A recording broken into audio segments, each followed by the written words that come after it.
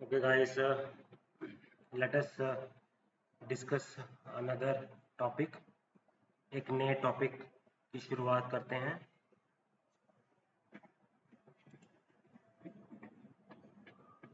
हम mangroves environment हम कर रहे थे डिस्कस। अब एनवायरनमेंट में हम मैंग्रोव्स पढ़ते हैं। मैंग्रोव्स क्या होते हैं? बेसिकली ये श्रब्स हैं, ये ट्रीज होते हैं छोटी हाइट के। ओके, तो ये आपको कहाँ पे मिलेंगे? ये बेसिकली साल्ट टॉलरेंट होते हैं।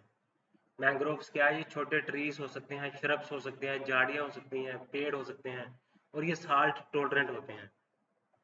ओके, तो और ये कहाँ पे मिलेंगे आपको?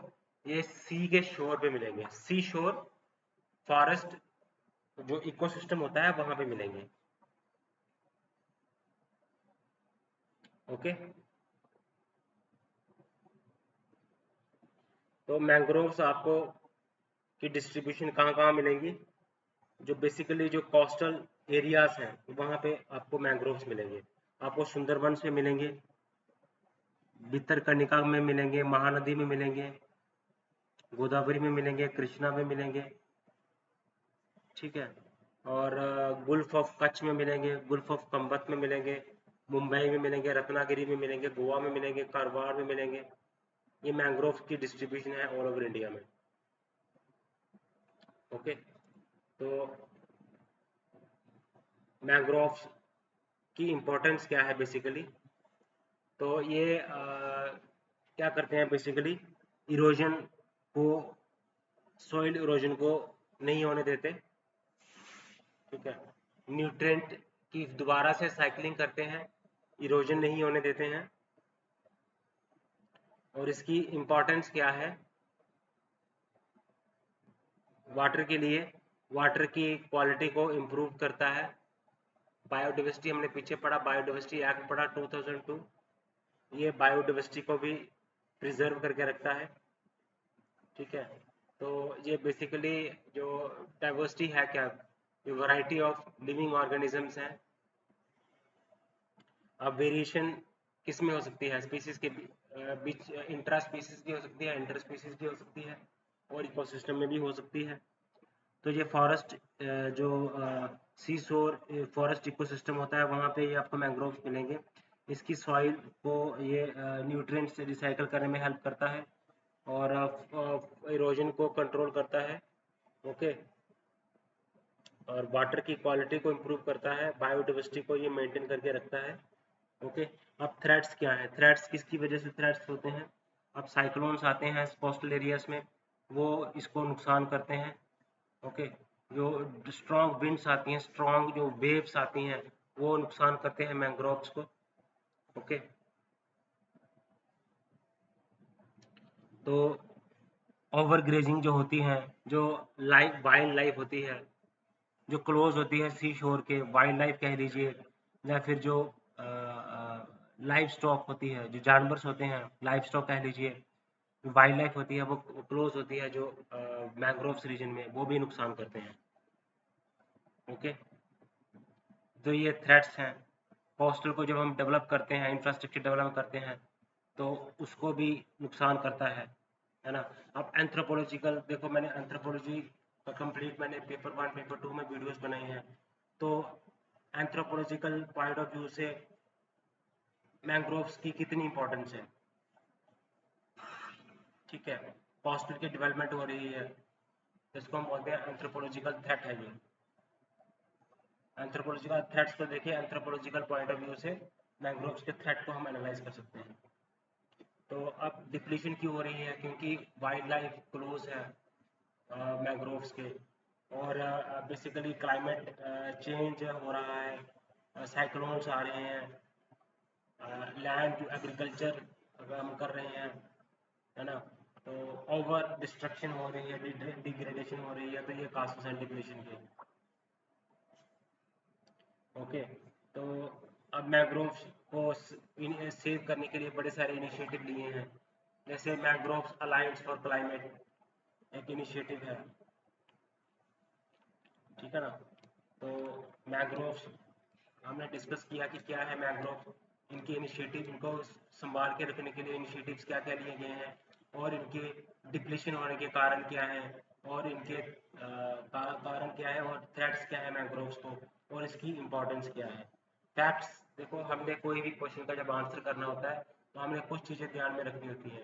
कोई भी टॉपिक के ऊपर आपको फैक्ट्स आने चाहिए थोड़े बहुत, आपको उसकी इम्पोर्टेंस पता होनी चाहिए, इनिशिएटिव्स क्या है उसके रिलेटेड वो आपको जानकारी होनी चाहिए, अगर कोई थ्रेट्स है उसको वो आपको जानकारी उसकी होनी चाहिए। जैसे मैंग्रोव्स की बात कर लें तो ये सब चीज़ें आप कर सकते हो उस पर कवर मैंग्रोव्स पे। अब हम अगला बात करते हैं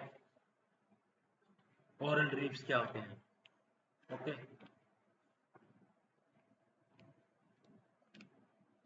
हाँ एक चीज़ और, अगर हम देखें एग्रीकल्चर करने से, राइस की, रबर ट्री प्लांटेशन करने से, पाम ऑयल की प्लांटेशन करने से, एग्रीकल्चर करने से, तो हमारा जो मैंग्रोव्स है इससे डिस्ट्रक्शन हुई है।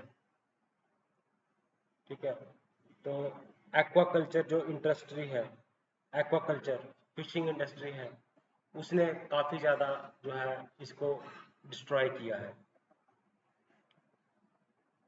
मैंग्रोव्स को। अब हम बात करते हैं तो कोरल रीफ्स।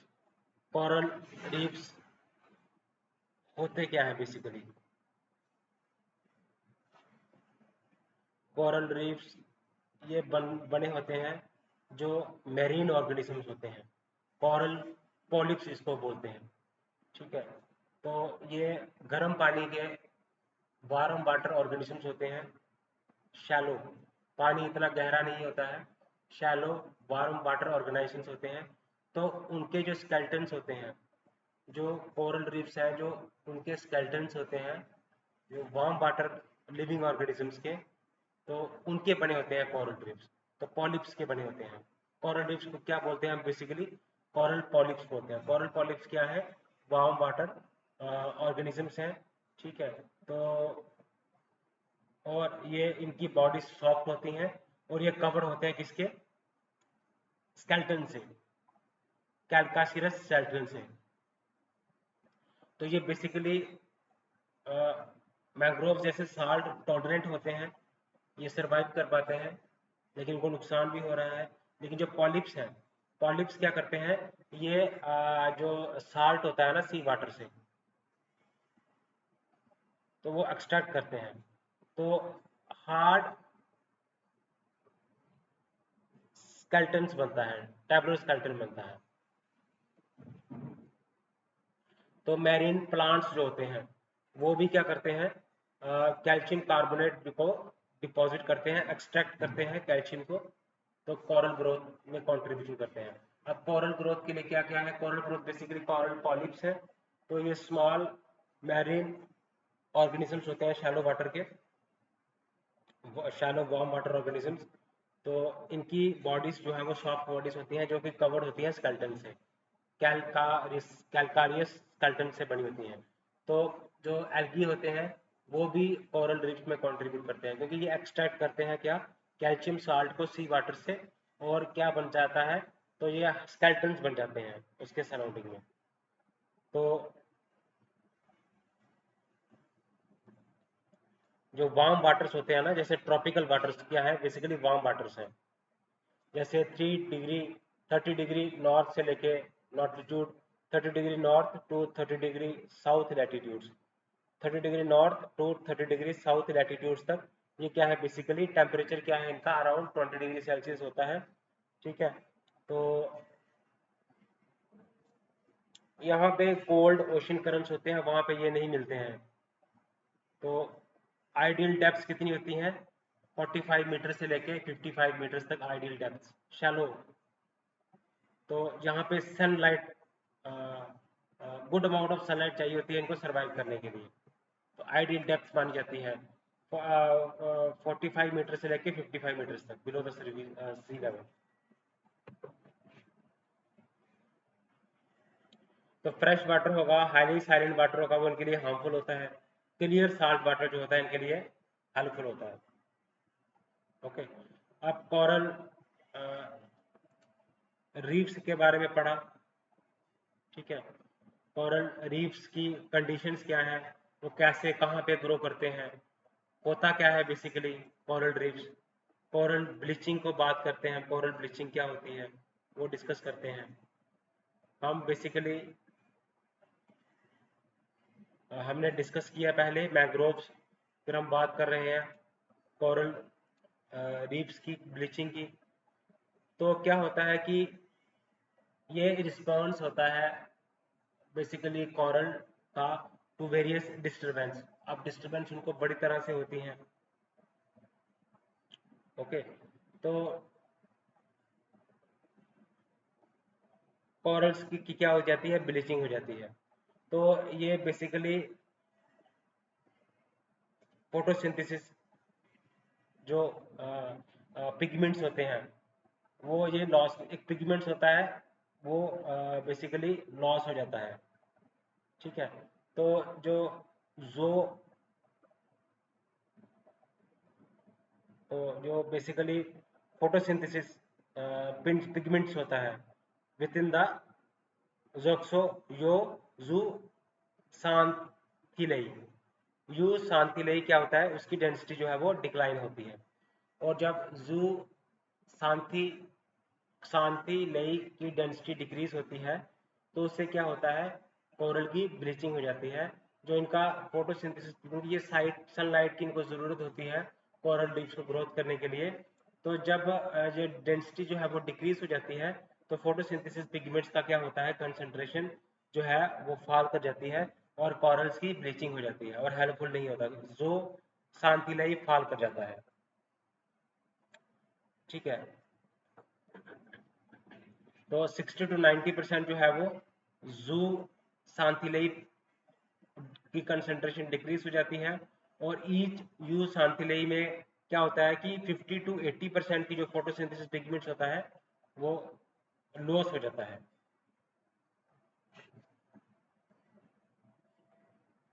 तो अगर तो ब्लीचिंग ज़्यादा नहीं हो तो ये अपनी जो रिगेनिंग कर लेता है कुछ महीनों के बाद या कुछ हफ्तों के बाद। अगर पॉपुलेशन जो कॉस्ट की जो कोरल हॉस्टिलिटी डिक्लाइन तब होती है जब जू साथिलेई की जो कंसंट्रेशन है वो एकदम से वो रिकवर ही नहीं कर पाती और इसका लॉस जो है वो लंबे समय तक अगर चलता है तो कोरल की जो कोरल लीव्स है उनकी जो है वो भी डाई कर जाते हैं। ओके, तो कॉरल्स कहाँ कहाँ पे देखने को मिलेंगे आपको, आपको कॉरल लीव्स आपको कहाँ पे देखने को मिलेंगे, आपको जो ट्रॉपिकल रीजन्स है, tropical warm water 30 degree north 30 degree south latitude तक, ये आपको कहाँ पे मिलेंगे, पुडुचेरी में मिलेंगे, अंडमान एंड निकोबार आइलैंड्स में मिल जाएंगे, लक्षद्वीप आइलैंड्स में मिल जाएंगे। ठीक है, गोवा में मिल जाएंगे आपको कोरल रीफ्स। तो अब कोरल स्पीसीज जो है बेसिकली पॉलिप्स जो है shallow water small marine organisms जो है, तो ये जिस टेम्परेचर में रहते हैं अगर वो टेम्परेचर वेरी कर जाए तो कोरल ब्लीचिंग हो जाती है। ठीक है, तो जब क्लाइमेट की वजह से भी कोरल ब्लीचिंग हो जाती है, जब हीटिंग ज़्यादा हो जाए, जब यूवी रेडिएशन ज़्यादा फॉल करे। ठीक है, तो जब क्लियर वाटर हो तो क्या होता है, यूवी अब्जॉर्बिंग अब्जॉर्प्शन कंबाइंड होता है, तो उसमें जब राइजिंग टेम्परेचर होता है, टेम्परेचर बढ़ता है तो इसकी रिडक्शन कम हो जाती है। ओके, ये हमने पढ़ा कोरल रीफ्स के बारे में। ठीक है, तो अब कोरल रीफ्स को रिस्टोर करने के लिए जूलॉजिकल सर्वे ऑफ इंडिया है, तो वो कोशिश कर रहा है कि बायो रॉक्स के इस्तेमाल से गुल्फ ऑफ कच्छ में, गुल्फ ऑफ कच्छ में तो कोरल रीफ्स को रिस्टोर करने की इनिशिएटिव चला गया है वहाँ पे गुल्फ ऑफ कच्छ में। तो इससे क्या हो रहा है कि रिस्टोर किया जा रहा है जो कोरल रीफ डिग्रेड हो गया है। तो क्या होता है कि बायोरॉक होता क्या है, ये फॉर्म बनता है, ये सी बेड पे बनता है, ये सी बेड पे मिलता है आपको, ठीक है। तो बायोरॉक स्ट्रक्चर मिलेगा आपको, ठीक है, बायोरॉक स्ट्रक्चर मिलेगा। तो ये बेसिकली जब मिनरल की एक्रीशन हो जाती है, अक्यूमुलेशन हो जाती है मिनरल्स की, तो बायोरॉक स्ट्रक्चर बन जाता है। तो बायोरॉक के इस्तेमाल से क्या कर रही है government, zoological survey of India restore कर रही है कोरल रिस्टोरेशन, ठीक है। तो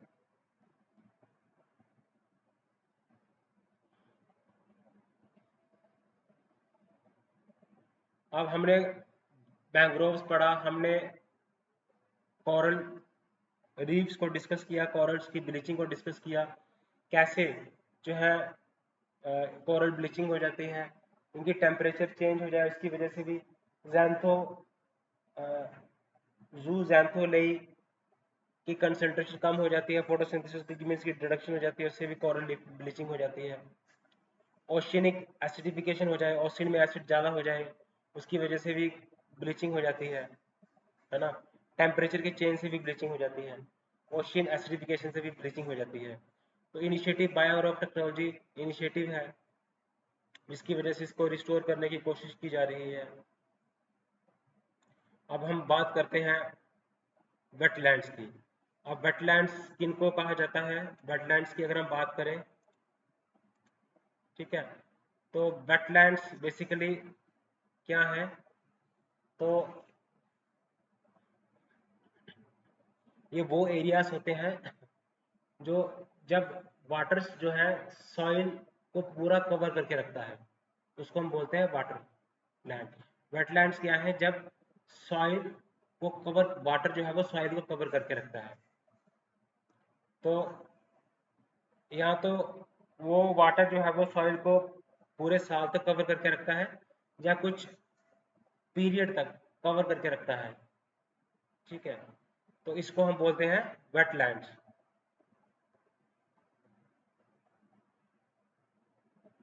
तो अब देखो, मैंग्रोव्स जो हैं, कोरल रीफ्स जो हैं, जैसे शैलो वाटर मैरीन ऑर्गेनिजम्स हैं, अब साइक्लोन से इनको नुकसान होता है, इनको सुनामी से इनको नुकसान होता है, बट ये उसके जो इम्पैक्ट है मिटिगेशन, जो जो मिटिगेशन इम्पैक्ट होता है साइक्लोन्स का, सुनामीज का, उसको ये कम करते हैं, ओके।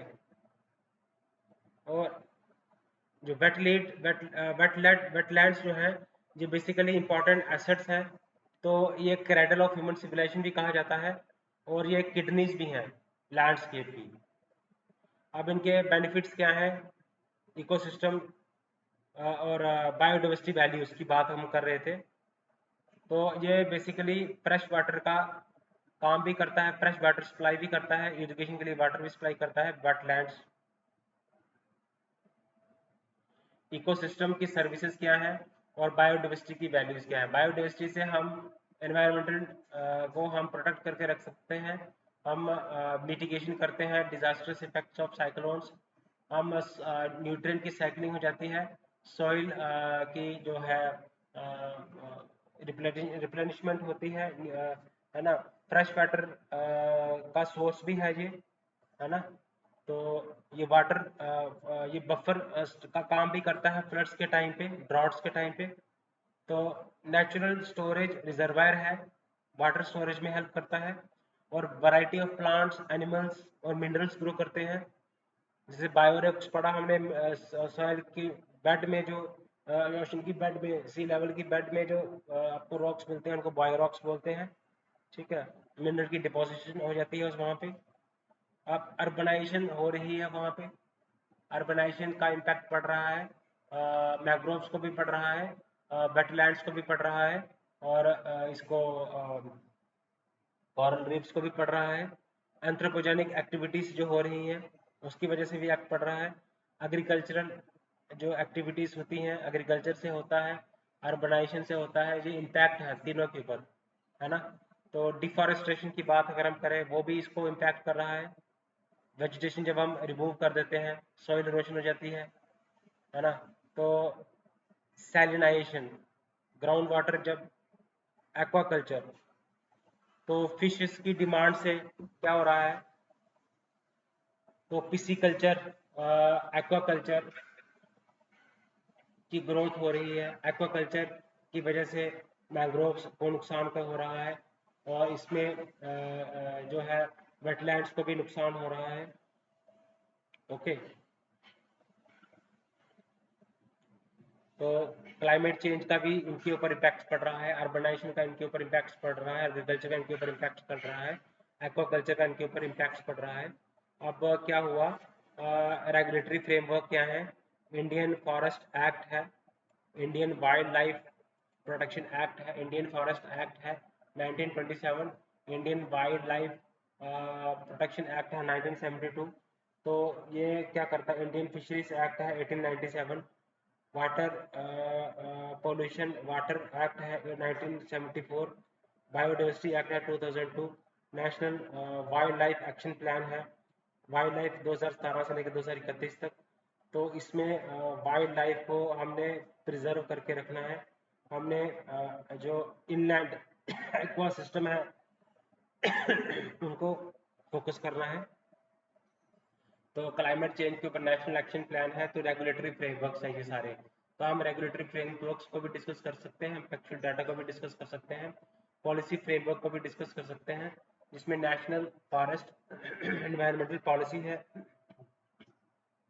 बायोडाइवर्सिटी एक्ट है 2002 का, इंडियन फिशरी एक्ट है 1987 का, इंडियन फॉरेस्ट एक्ट है, Indian wildlife protection act है 1972, ठीक है, national wildlife action plan है, Indian wildlife protection act है, नेशनल एक्शन प्लान है क्लाइमेट चेंज का, ये रेगुलेटरी फ्रेमवर्क है। तो वेटलैंड की कंजर्वेशन के लिए हम काफ़ी ज़्यादा इनिशिएटिव्स लिए जा रहे हैं, है ना। तो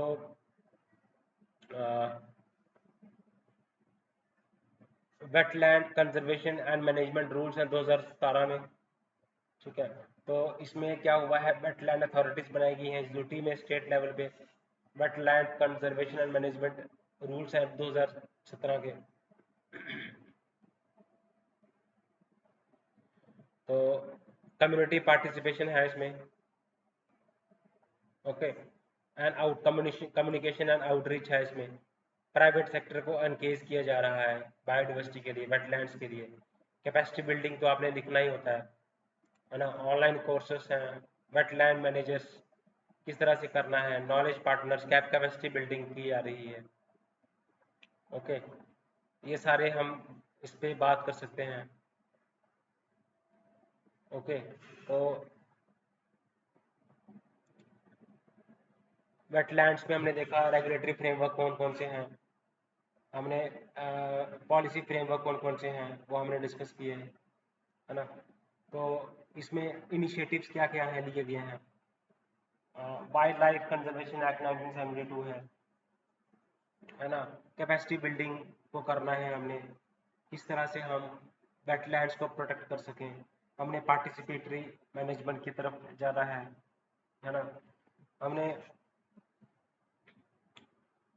knowledge and research carry out करनी है इस फील्ड में, हमने क्या बोलते हैं उसको, प्राइवेट सेक्टर की पार्टिसिपेशन कर सकते हैं, कैपेसिटी बिल्डिंग हम कर सकते हैं, कम्युनिकेशन कैसे कर सकते हैं, हम वर्ल्ड वेटलैंड डे सेलिब्रेट करते हैं, तो हम क्या करते हैं, एक तरह से कम्युनिकेट करते हैं सोसाइटी में कि इसकी इम्पोर्टेंस क्या है, ठीक है।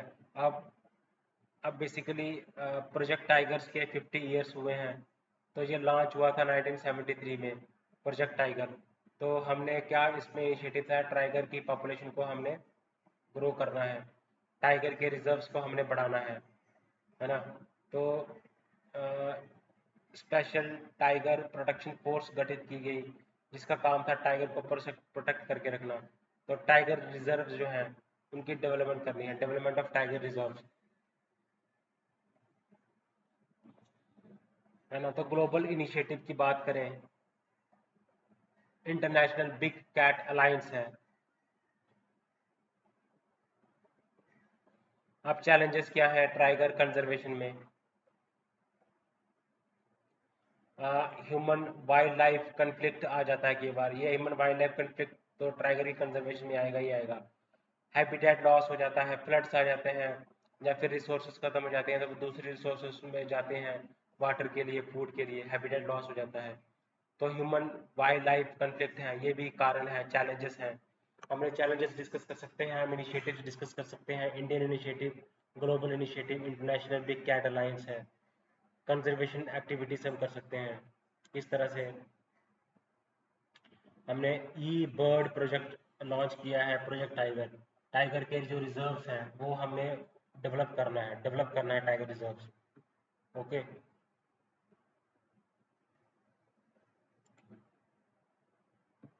तो टाइगर की पॉपुलेशन को हमने ग्रो करना था, टाइगर के रिजर्व्स को हमने बढ़ाना था। ठीक है, तो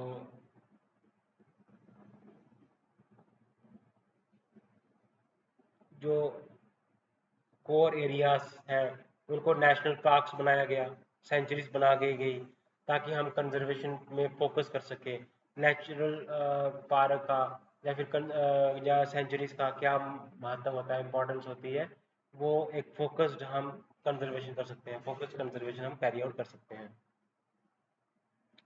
ठीक है, तो अनमैन्ड एरियल व्हीकल यूएवीज का हम इस्तेमाल करते हैं, हम सर्वेलांस करते हैं, ड्रोन्स के इस्तेमाल से हम सर्वेलांस करते हैं, हम मॉनिटरिंग करते हैं।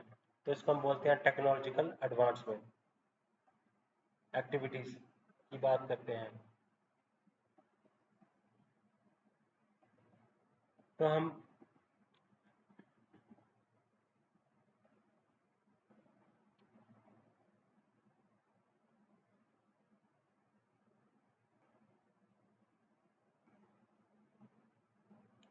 तो अगर हम देखें क्वेश्चंस जो आए हैं पॉल्यूशन के ऊपर, national discuss in detail the photochemical smoke, emphasizes its formation, effects and mitigation।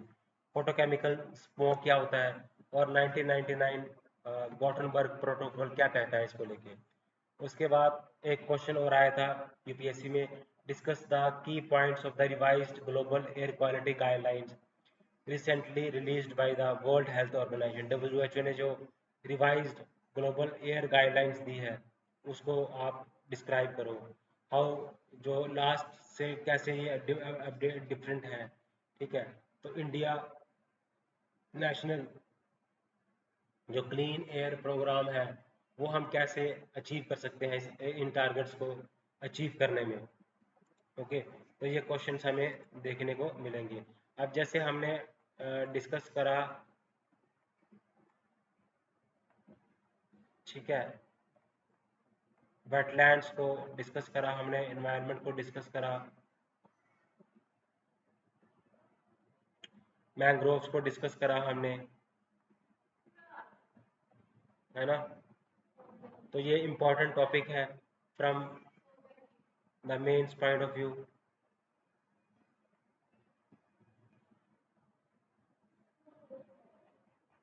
Okay, आगे देखते हैं हम इसको।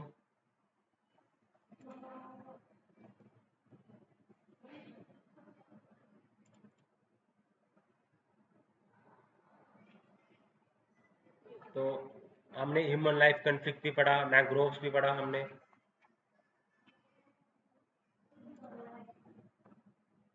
ठीक है ना, हमने वेटलैंड्स भी डिस्कस किया।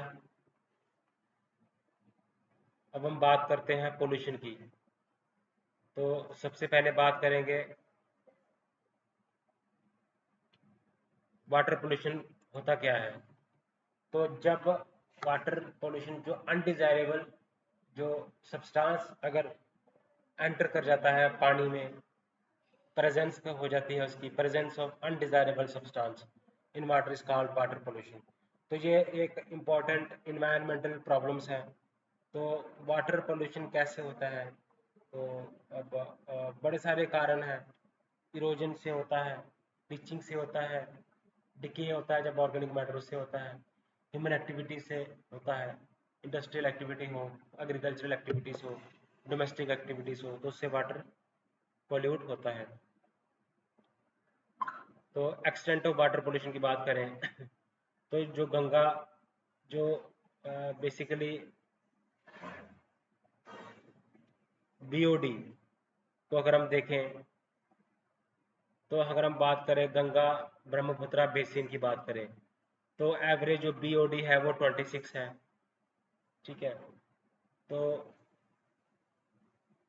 साबरमती का जो बेसिन है उसमें बीओडी 63 है। तो महाराष्ट्र में सबसे ज़्यादा पॉल्यूटेड रिवर है।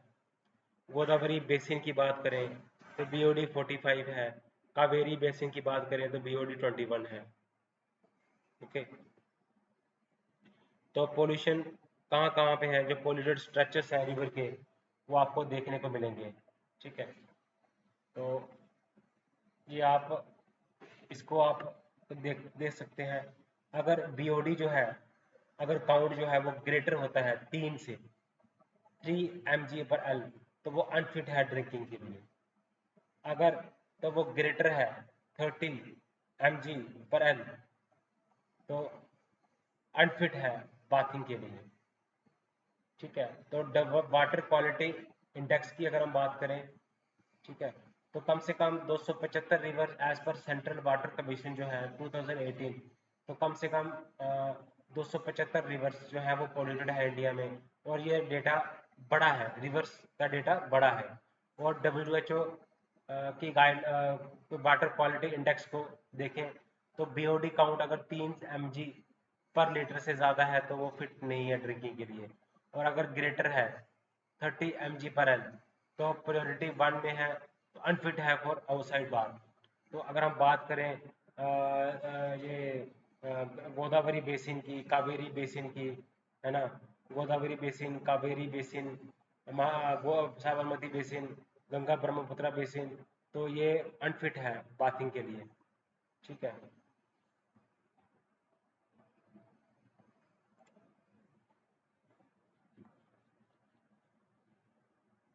ओके। अब ड्राइवर्स क्या है, इंडस्ट्रियल एक्टिविटीज़ है। ठीक है, बहुत सारे रीजंस हैं वाटर पोल्यूशन के। ओके, तो अब मैरीन वाटर पोल्यूशन उसके क्या हो सकते हैं। देखो, अर्बनाइजेशन हो रही है, एग्रीकल्चर एक्टिविटीज़ की वजह से हो रहा है, प्लास्टिक की वजह से जो है, प्लास्टिक पोल्यूशन की वजह से, इलीगल फिशिंग, ओवर फिशिंग भी कारण है मैरीन वाटर पोल्यूशन का। ज़्यादा फिशिंग करते हैं, अर्बनाइजेशन हो रही है, एग्रीकल्चर हो रहा है, कोस्टल की डेवलपमेंट हो रही है। ठीक है ना, तो शिपिंग ऑपरेशन की वजह से, मैरीन वेसल ऑपरेशंस की वजह से जो है ये मैरीन वाटर पोल्यूशन हो रहा है। Surface water pollution industrial activities से, एग्रीकल्चरल एक्टिविटीज़ से, म्यूनिसिपल सीवेज से। ओके, तो ग्राउंड वाटर की पोल्यूशन ये भी इंडस्ट्रियल वेस्ट से, एग्रीकल्चरल वेस्ट से, माइनिंग एक्टिविटीज़ से।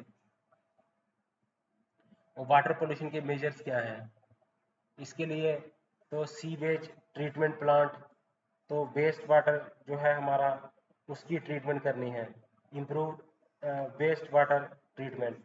अब वेस्ट वाटर की ट्रीटमेंट कैसे कर सकते हैं, सीवेज ट्रीटमेंट प्लांट लगा के। नमामि गंगा प्रोग्राम है इंडिया का वाटर पोल्यूशन को रोकने के लिए। अब ज़ीरो लिक्विड डिस्चार्ज पॉलिसी जो है मेजर्स दिए गए हैं सेंट्रल पोल्यूशन कंट्रोल बोर्ड ने। ठीक है, तो ज़ीरो लिक्विड डिस्चार्ज पॉलिसी पे फोकस किया जा रहा है। और सस्टेनेबल एग्रीकल्चरल प्रैक्टिसेस की जा रही हैं, जेनेटिकली मॉडिफाइड क्रॉप्स का इस्तेमाल किया जा रहा है, क्लाइमेट रिजिलियंट क्रॉप्स का इस्तेमाल किया जा रहा है, हेल्थ रिजिलियंट क्रॉप्स का इस्तेमाल किया जा रहा है, सॉइल हेल्थ कार्ड स्कीम है, ऑर्गेनिक फार्मिंग सिक्किम में अडॉप्ट की गई है। तो ये भी सस्टेनेबल एग्रीकल्चर प्रैक्टिसेस हैं, है ना। अगर organic farming is important component of sustainable agriculture practices. Okay, तो ये मेजर है। प्लास्टिक वेस्ट को रिड्यूस करना है ना। तो वेस्ट जो वेटलैंड है, जब उसकी डिस्ट्रक्शन होती है उसको रिस्टोर करना है, मैंग्रोव्स को रिस्टोर करना है, कोरल रीफ्स को रिस्टोर कर सकते हैं हम, है ना। ग्राउंड वाटर की असेसमेंट को देख सकते हैं। तो किस तरह से हम वे फॉरवर्ड क्या है वाटर पोल्यूशन को रोकने का। तो उसके लिए मैं आपको बता दूं कि जो है वाटर पोल्यूशन हम रोक सकते हैं अगर हम सीवेज ट्रीटमेंट प्लांट ज़्यादा से ज़्यादा बनाएं, अगर हम कैपेसिटी बिल्डिंग करें, रिसर्च एंड डेवलपमेंट करें, और लिक्विड जो इंडस्ट्रियल जो है वेस्ट है, वो जो हो रहा है डिस्प्लेस सी में, रिवर्स में, उसको मिनिमाइज करें। ज़ीरो जो है वो लिक्विड डिस्पोजल हम करें। ओके। और अगर हम मैंग्रोव्स की प्रोटेक्शन करें, अगर हम सी शोर की प्रोटेक्शन करें, मैरीन वाटर को हम सेव करके रखें, ठीक है। और सी शोर की अगर हम प्रोटेक्शन करें, मैंग्रोव्स की, कोरल रीफ्स की अगर हम प्रोटेक्शन करें, है ना, वेटलैंड्स की को कंजर्व करके रखें, तो हम ये मेजर्स हैं वाटर पोल्यूशन को कंट्रोल करने के। इंटरनेशनल कॉपरेशन में को स्ट्रेंथन करना है, तो यूनाइटेड नेशन का जो प्रोग्राम है, एनवायरमेंटल प्रोग्राम है, उसको स्ट्रेंथन करना है। क्लीन गंगा मिशन को अडॉप्ट करना है, नमामि गंगा मिशन को अडॉप्ट करना है, सस्टेनेबल एग्रीकल्चर की तरफ जाना है ना। तो ये हम इसमें मेजर्स अडॉप्ट कर सकते हैं। तो हमने क्या क्या डिस्कस किया? हमने डिस्कस किया पोल्यूशन, हमने डिस्कस किया वेटलैंड्स, हमने डिस्कस किया मैंग्रोव्स, हमने डिस्कस किया मैंग्रोव्स, कोरल रीफ्स हमने डिस्कस किया। तो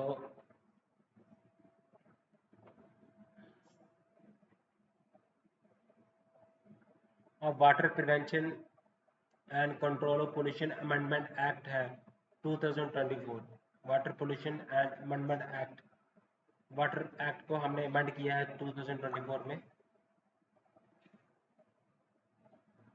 ठीक है। तो बेसिकली वाटर का जो मैनेजमेंट है वो स्टेट का सब्जेक्ट है, स्टेट के कंट्रोल में है। तो लेकिन आर्टिकल 252 एम्पावर करता है कॉन्स्टिट्यूशन को, पार्लियामेंट एम्पावर करता है कि वो लेजिस्लेशन कर सकते हैं। अगर वो लेजिस्लेटिव अथॉरिटी ना हो वहाँ पे, ठीक है, तो वो लेजिस्लेट कर सकते हैं, ठीक है। तो स्टेट पोल्यूशन कंट्रोल बोर्ड बनेगा। तो इसमें जो है इम्प्रिजनमेंट से हमने फाइन कर दिया, जो डीक्रिमिनलाइज कर दिया हमने, स्पेशल जो वेरियस जो वायलेशंस जो होती थी उसको हमने डीक्रिमिनलाइज कर दिया। इन इम्प्रिजनमेंट की जगह हमने फाइन्स लगाना शुरू कर दिया। अगर जो हेड ऑफ द डिपार्टमेंट है वो पेनल्टी पे करेगा equal to 1 month of their basic salary, अगर डिपार्टमेंट वायलेट करता है प्रोविजन ऑफ द है। ओके। अगर पॉलिटेंस की जाती है, ठीक है। वाटर एक्ट 1974 के बाद वाटर अमेंडमेंट एक्ट 2024 में इसको अमेंडमेंट किया गया। ओके। उसके बाद हम बात करते हैं, तो नीति आयोग ने वाटर ट्रेडिंग को लेके एक डॉक्यूमेंट जारी किया है। तो पहले हम पढ़ते हैं वाटर ट्रेडिंग होती क्या है। तो हम वाटर को हम मानेंगे एज ए कमोडिटी, हम इसको कमोडिटी मानेंगे और इसकी ट्रेडिंग करेंगे, और इसको हम पब्लिक गुड नहीं मानेंगे, इसको हम कमोडिटी मानेंगे और इसको ट्रेड करेंगे। तो किस तरह से हम वाटर ट्रेडिंग कर सकते हैं, ठीक है। तो ताकि वाटर ट्रेडिंग हम करेंगे, इसकी वाटर को ट्रेडिंग करेंगे, मैकेनिज्म को हम डेवलप करेंगे, क्योंकि ये पब्लिक गुड नहीं रहा है। तो इसने वाइट पेपर जारी किया था नीति आयोग ने, और कहा कि किस तरह से हम रिसाइकल कर सकते हैं वेस्ट वाटर को, हम रीयूज कर सकते हैं, that is called water trading.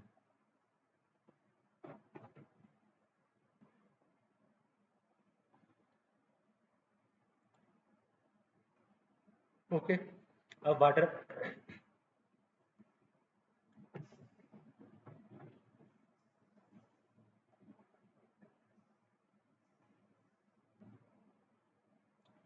तो इससे क्या नीड क्या पड़ गई, नीड क्या है, क्योंकि इसके अच्छा रिसिलियंट रहेगा जो अगेंस्ट ड्रॉट, है ना, और इकोनॉमिक बेनिफिट भी मिलेंगे पोल्यूशन से।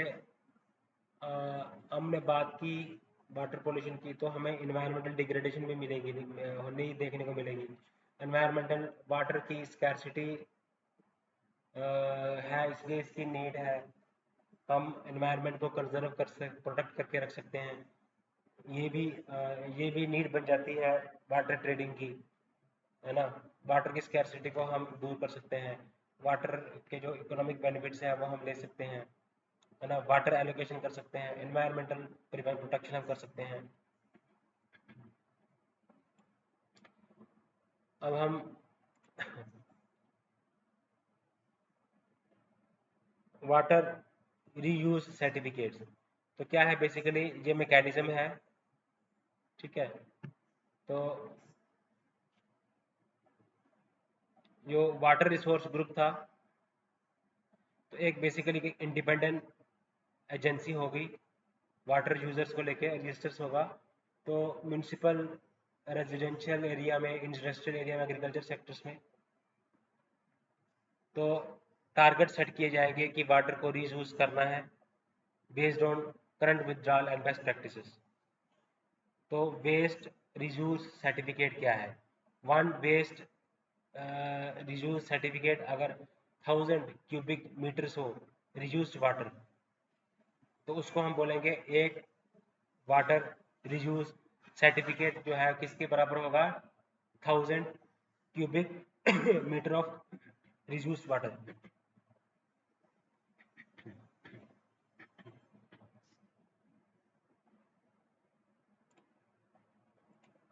अब चैलेंजेस क्या हैं? इसके लिए चैलेंजेस भी हैं। बेसिकली हमारा एजेंसीज का फोकस है कि हमने वाटर को रीयूज करना है। वेस्ट वाटर को रीयूज कैसे कर सकते हैं? तो उसके लिए वेस्ट रीयूज सर्टिफिकेट इंट्रोड्यूस किया गया। अब वेस्ट रीयूज सर्टिफिकेट जो है वो किसके बराबर होता है? 1000 cubic meters of reuse water के, ये मार्केट बेस्ड मैकेनिज्म है। वाटर की हम क्या करेंगे? ओनरशिप लेंगे और वाटर की एंटाइटलमेंट्स लेंगे, ठीक है, क्योंकि वाटर की स्कैर्सिटी है, ठीक है। तो प्रेशर हमारा जो है इन्वायरमेंटल प्रोटेक्शन रहेगा, क्योंकि प्रेशर जो रहेगा किसके ऊपर? नेचुरल रिसोर्सेज के ऊपर, इकोसिस्टम के ऊपर, बायोडाइवर्सिटी के ऊपर कम रहेगा, है ना।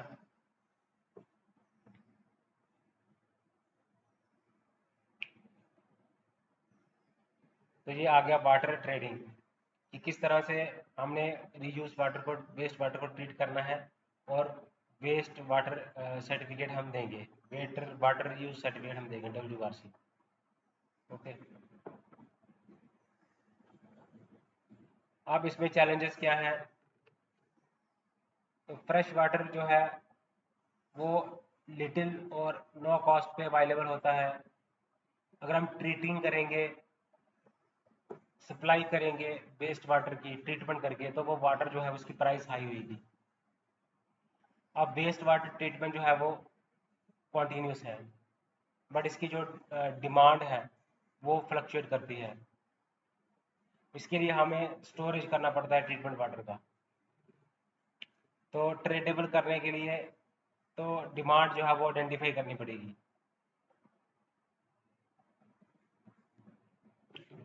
ओके। तो प्राइसिंग का इशू बन जाता है, डिमांड का इशू बन जाता है, स्टोरेज का इशू बन जाता है, क्योंकि हमें रेगुलर सप्लाई चाहिए होती है वाटर ट्रीटमेंट के लिए।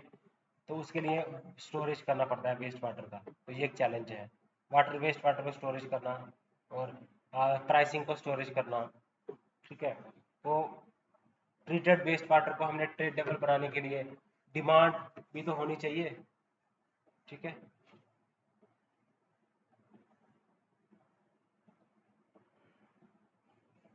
उसके बाद हम बात करते हैं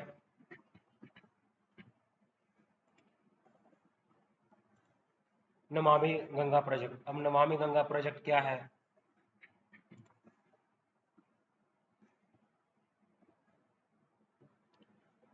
क्योंकि हमने जो रिवर गंगा है उसको रेजुमिनेट करना है।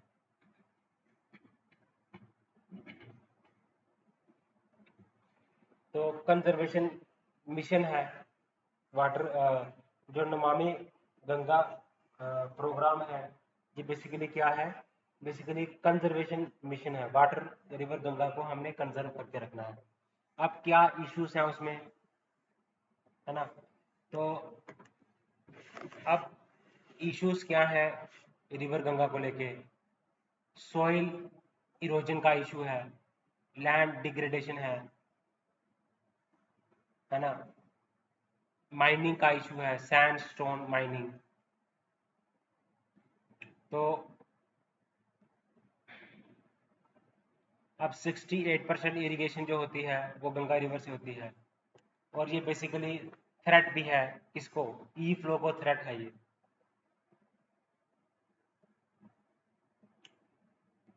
तो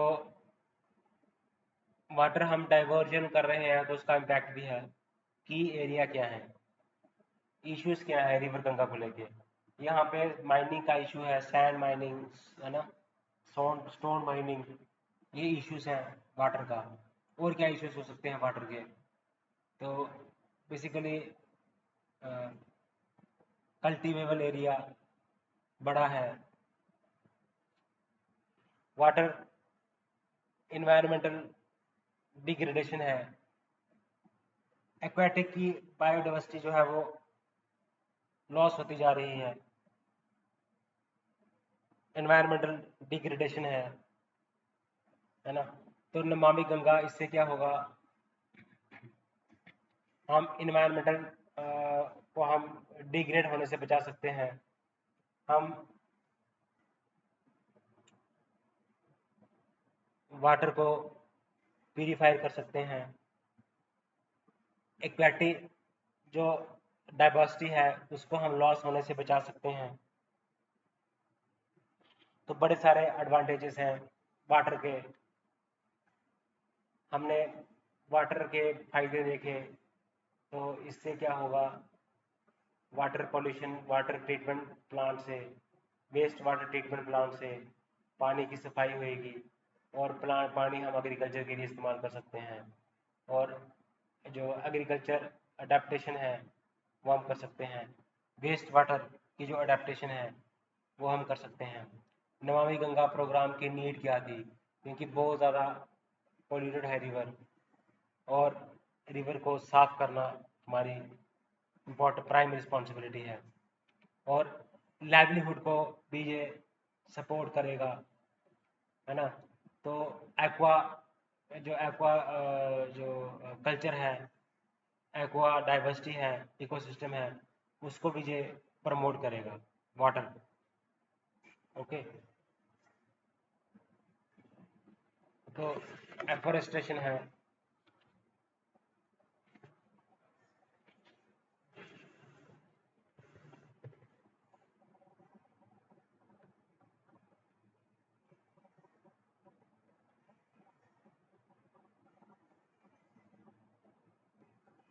ओके गाइस,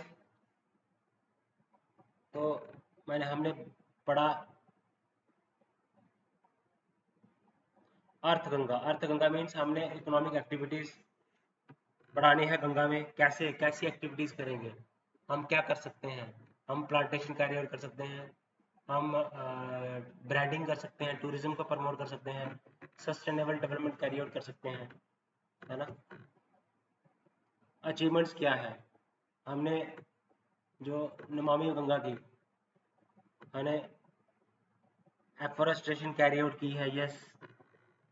बायो जो डाइवर्सिटी है रिवर के दोनों ओर, उसको कंजर्व करने की कोशिश की है। सीवेज ट्रीटमेंट कैपेसिटी को हमने बढ़ाया है, रिवर फ्रंट की डेवलपमेंट हमने की है।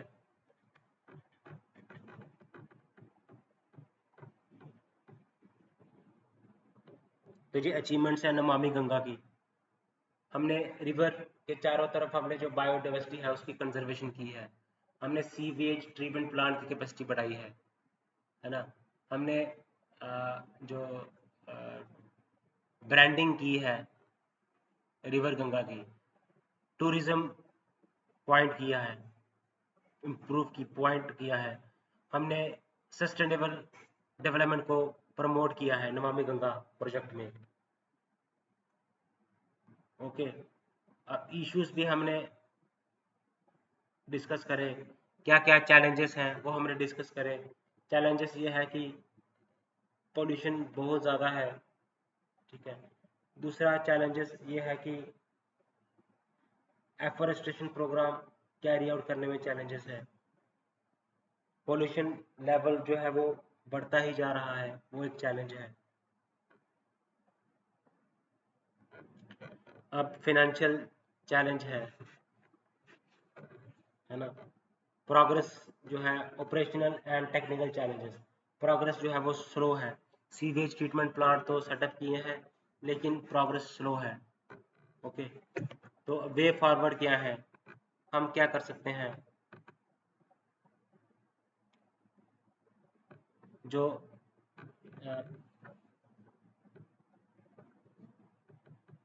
हम डिसेंट्रलाइज्ड सीवेज ट्रीटमेंट प्लांट और ज़्यादा से ज़्यादा खोल सकते हैं। हम बायोडाइवर्सिटी को रिस्टोर कर सकते हैं। हम एफिशिएंसी को बढ़ा सकते हैं, है ना। ग्राउंड वाटर को रिचार्ज कैसे करना है वो कर सकते हैं। जो लोकल वाटर बॉडीज हैं उसको हमने रिस्टोर करना है, साफ करना है। ग्राउंड को वाटर को रिचार्ज करना है, उसको हमने साफ करना है। वो साफ कैसे होगा? जब हम इंडस्ट्रियल पॉल्यूटेंट्स, जो लिक्विड वेस्ट है, जब हम उसको ट्रीटमेंट करेंगे तो नेचुरली ग्राउंड वाटर रिचार्ज हो जाएगा। ओके, तो उसके बाद हम आगे बढ़ते हैं एयर पोल्यूशन की तरफ। हमने वाटर पोल्यूशन पढ़ा, नमामि गंगा प्रोग्राम पढ़ा, इसका आउटकम क्या थे नमामि गंगा प्रोग्राम के, है ना। गंगा रिजुविनेट करना है, ठीक है। निर्मल गंगा इसमें आती है, अवायरल गंगा आती है, अविरल अविरल धारा, ई फ्लो। जो फ्लड प्लेन्स हैं उनकी प्रोटेक्शन करनी है, सस्टेनेबल एग्रीकल्चर कैरी आउट करना है, एफॉरेस्टेशन एंड बायोडाइवर्सिटी कंजर्वेशन कर सकती है, गंगा को रिजुविनेट करना है, ठीक है। हम जो रिवर फ्रंट डेवलप कर सकते हैं, घाट को डेवलप कर सकते हैं, क्रीमेशर्स को हम डेवलप कर सकते हैं, कम्युनिटी को एंगेज कर सकते हैं। राफ्टिंग एक्सपीडिशन कैरी आउट कर सकते हैं गंगा को रिजुविनेट करने के लिए। जो गंगा उत्सव हम सेलिब्रेट कर सकते हैं, फेस्टिवल सेलिब्रेट कर सकते हैं। हम राफ्टिंग एक्सपीडिशन कैरी आउट कर सकते हैं, राफ्टिंग कर सकते हैं, गंगा रिवर फ्रंट हम जो है वो कर सकते हैं, घाट एंड क्रीमेटोरिया हम कवर कर सकते हैं, ठीक है। तो ये सब चीज़ें हम नमामि गंगा प्रोग्राम में एक इम्पॉर्टेंट क्वेश्चन है, ये आ सकता है।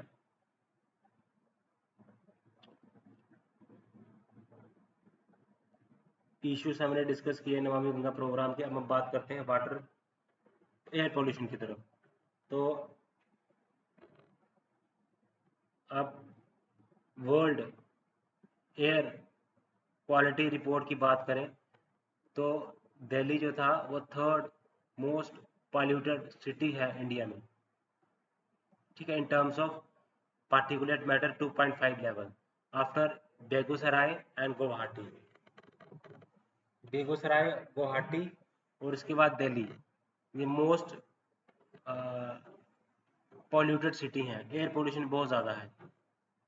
तो अब WHO की डेफिनेशंस की हम बात करें, ठीक है, जैसे हमने डिस्कस किया वाटर पोल्यूशन की एब्सेंस हो जाना, undesirable substance in water is called water pollution.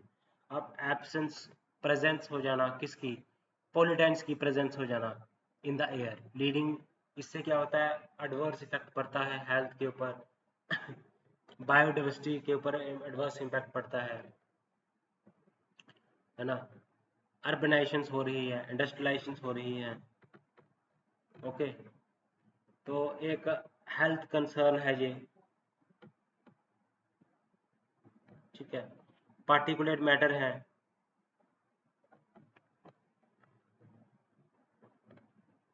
तो गैसेस कौन कौन सी हैं? नाइट्रोजन ऑक्साइड है, सल्फर डाइऑक्साइड NO2 है, SO2 है, कार्बन मोनोऑक्साइड है, वोलेटाइल ऑर्गेनिक कंपाउंड है, ग्राउंड लेवल ओजोन।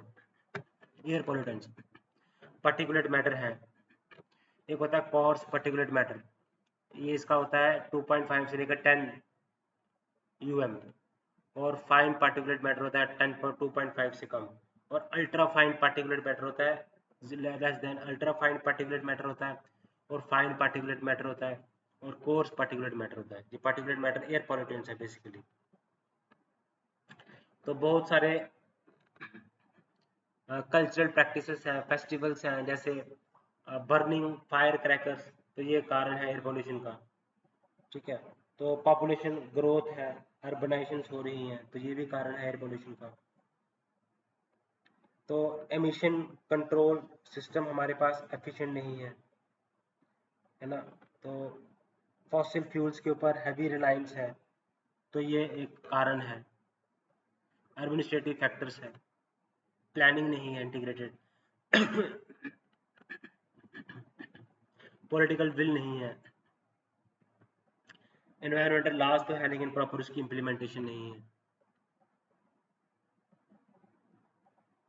तो पब्लिक पार्टिसिपेशन होनी चाहिए लीगल प्रोसेसेस में। इकोनॉमिक फैक्टर्स हैं, तो सस्टेनेबल अर्बन प्लानिंग नहीं है, एग्रीकल्चरल प्रैक्टिसेस हैं, लाइफ स्टॉक फार्मिंग है ना। तो ये सारे कारण हैं एयर पोल्यूशन के। एयर पोल्यूशन का कारण है पार्टिकुलेट मैटर, और दूसरा है गैसेस। तो इसके लिए कारण तो बहुत ज़्यादा है। हम लोग क्या करते हैं, एडमिनिस्ट्रेटिव फैक्टर्स, एडमिनिस्ट्रेशन की तरफ से विल पावर नहीं है। लीगल फैक्टर्स हैं, लोग पार्टिसिपेट नहीं करते लीगल मैटर से। और एनवायरमेंटल लॉस है तो है लेकिन वो वीक है। इकोनॉमिक फैक्टर्स हैं एयर पोल्यूशन के, अर्बनाइजेशन है, पॉपुलेशन ग्रोथ है,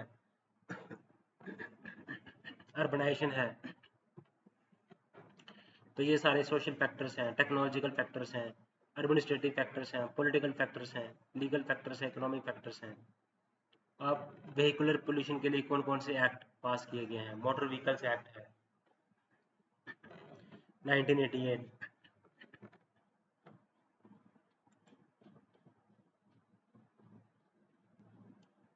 ठीक है।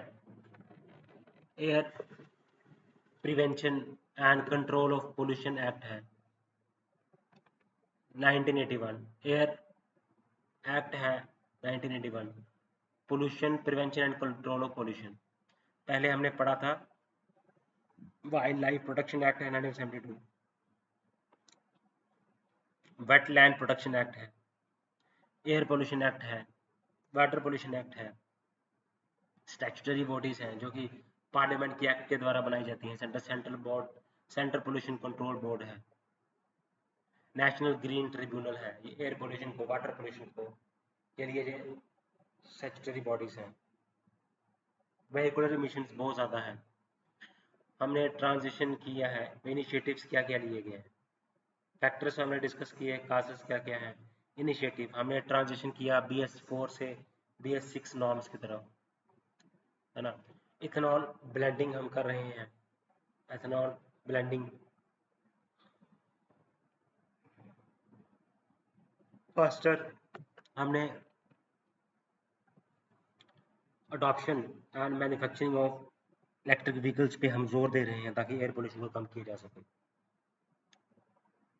ओके, व्हीकल स्क्रैपेज पॉलिसीज है, व्हीकल स्क्रैपेज पॉलिसीज है, इलेक्ट्रिक व्हीकल्स हैं, नेशनल ग्रीन ट्रिब्यूनल है, सेंट्रल पोल्यूशन कंट्रोल बोर्ड है, ये स्टैट्यूटरी बॉडीज हैं।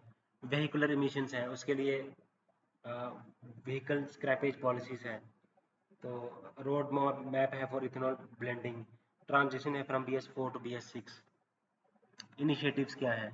नेशनल फ्लैगशिप प्रोग्राम है, प्रधानमंत्री उज्ज्वला योजना है, स्वच्छ भारत मिशन है, national clean air programme, national clean air programme है, स्वच्छ भारत मिशन है। ये दो फ्लैगशिप स्कीम्स हैं। ओके, मॉनिटरिंग,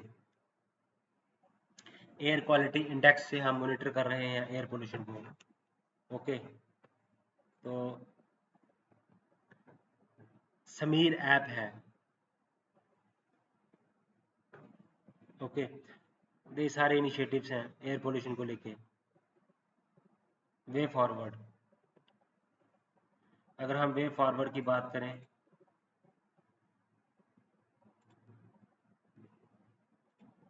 अब वे फॉरवर्ड की बात करें तो हम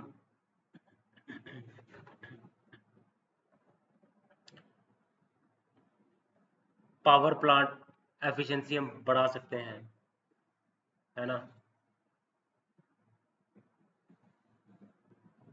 नेशनल एमिशन ट्रेडिंग सिस्टम हम ला सकते हैं, कार्बन की प्राइसिंग हम कर सकते हैं, कार्बन टैक्सेस हम लगा सकते हैं, पोल्यूटर्स पे हम लगा सकते हैं, पावर प्लांट की एफिशिएंसी कर सकते हैं, रिन्यूएबल सोर्स ऑफ एनर्जी हम यूज़ कर सकते हैं, हम इलेक्ट्रिक व्हीकल्स की तरफ और ज़्यादा कर सकते हैं, एंटी स्मोक गन्स का इस्तेमाल कर सकते हैं, ओके।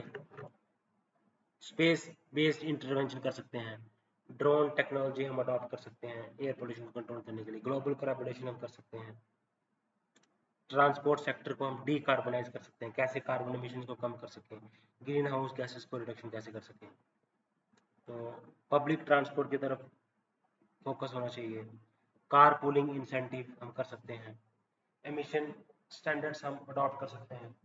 तो ट्रांसपोर्ट सेक्टर्स में हम इनिशिएटिव कर सकते हैं, हम पावर सेक्टर में इनिशिएटिव कर सकते हैं, एयर पोल्यूशन में हम इनिशिएटिव हम कैरी आउट कर सकते हैं, ओके। तो कार्बन को प्राइसिंग सेट कर सकते हैं, कार्बन की पे हम सेटअप कर सकते हैं। तो गाइस इस वीडियो में हम जहाँ तक की रखेंगे। तो गाइस हमने पढ़ा, एयर पोल्यूशन के बारे में डिस्कस किया, हमने वाटर पोल्यूशन के बारे में डिस्कस किया, इश्यूज डिस्कस किए, फैक्ट्स डिस्कस किए, legal and regulatory framework discuss किए, वे फॉरवर्ड डिस्कस किया, इंसेंटिव्स इनिशिएटिव्स डिस्कस किए, ओके। हमने नमामि गंगा प्रोग्राम डिस्कस किया, वाटर ट्रेडिंग को डिस्कस किया हमने, ओके। वेटलैंड्स को डिस्कस किया, कोरल रीफ्स को हमने डिस्कस किया, हमने ह्यूमन वाइल्ड लाइफ कंफ्लिक्ट को डिस्कस किया, मैंग्रोव्स को डिस्कस किया, ओके। तो गाइस इस वीडियो में हम जहाँ तक ही रखेंगे, हमने ह्यूमन कंफ्लिक्ट को डिस्कस किया, बायोडाइवर्सिटी एक्ट को डिस्कस किया, बायोडाइवर्सिटी को डिस्कस किया, है ना। हमने इंडिया एंड क्लाइमेट चेंज को डिस्कस किया, हमने जो है क्लाइमेट चेंज को हमने नेचुरल कंजर्वेशन के साथ डिस्कस किया, हमने COP28 को डिस्कस किया, हमने इंडिया अडाप्टेशन एफर्ट्स और एनवायरनमेंट को डिस्कस किया, COP28 loss end fund damage fund हमने डिस्कस किया, ओके। तो हमने की जो आउटकम्स थे COP28 के वो हमने डिस्कस किए। तो बड़े सारे इनिशिएटिव्स हम लोगों ने लिए हैं क्लाइमेट चेंज को लेके, तो ये सब चीज़ें हमने डिस्कस की हैं। तो गाइस चैनल पर लाइक जरूर करें, सब्सक्राइब करें, शेयर करें गाइस। Thank you guys.